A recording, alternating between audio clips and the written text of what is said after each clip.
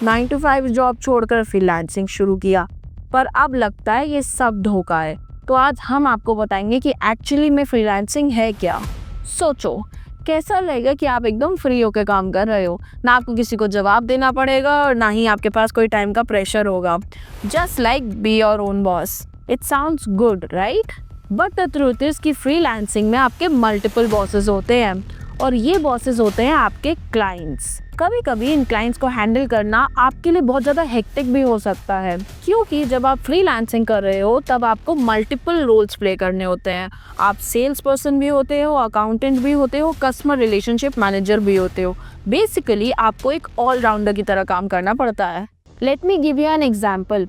Imagine you get 3 projects at the same time.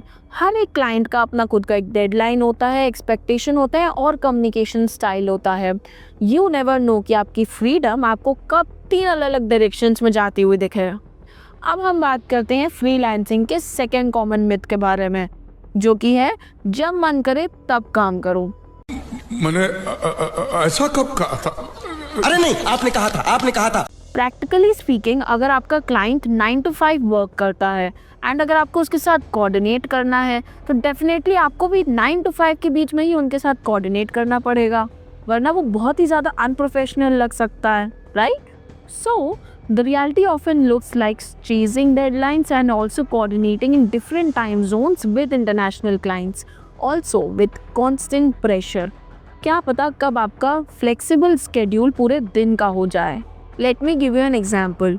हो सकता है कि आप लेट नाइट तक जग के एक प्रोजेक्ट पर काम कर रहे हो और नेक्स्ट डे आपको दूसरे क्लाइंट के ईमेल्स मिल जाए, वो भी अर्जेंट बेसिस पे। बाउंड्री सेट करना फ्रीलांसिंग के लिए बहुत ज़्यादा इंपॉर्टेंट होता है, लेकिन यही एक ऐसा स्किल है जिसमें most of the freelancers struggle भी करते हैं। Now let's discuss about few more dark realities of freelancing. The first reality is income instability, एक ऐसा सच which no one talks about. For example, किसी मंथ आपके पास multiple projects है काम करने के लिए, तो obviously you'll make a good income, right? उसी के next month हो सकता है आपके पास barely कोई projects है काम करने के लिए। Finding ongoing projects is always a challenge for freelancers, wherein budgeting sometimes is your best friend and sometimes becomes your worst enemy. Now let's talk about the second dark reality of freelancing, that is isolation and lack of benefits. शुरू में हो सकता है अपने हिसाब से चीज़ों को मैनेज करना और काम करना आपको अच्छा लगे, but by the time you might start feeling lonely and also एक टीम के साथ ना काम करना आपके एक्सपोजर को भी बहुत ज़्यादा लिमिट कर सकता है। And let's not forget the traditional employee benefits like health insurance, paid leaves and retirement plans. You can miss out on that as well. Let me give you an example. Sometimes getting sick might not only makes you feel unwell, but also there'll always be a risk out of losing on income, right? Similarly, vacation planning and budgeting can also be difficult for you because there'll be no option for paid leaves.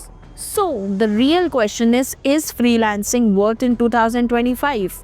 It's difficult to say a straight yes or no because just like everything, freelancing also have its pros and cons. इस video से आपको ये तो समझ आ गया होगा कि freelancing में आपको फ्लेक्सिबिलिटी तो ज़बरदस्त मिलती है और आप पैसे भी अच्छे कमा सकते हो, लेकिन उसके पीछे चैलेंजेस भी कुछ कम नहीं होते हैं। जो परफेक्ट शाइनी चीज़ें आपको दिखाई जाती है फ्रीलांसिंग के बारे में, एक्चुअली में उसके पीछे जो हसल छुपा होता है उसके बारे में कोई नहीं बात करता है। If you are also thinking to go for freelancing, my best advice will be don't forget to keep your eyes wide open and also be fully prepared for whatever comes with it.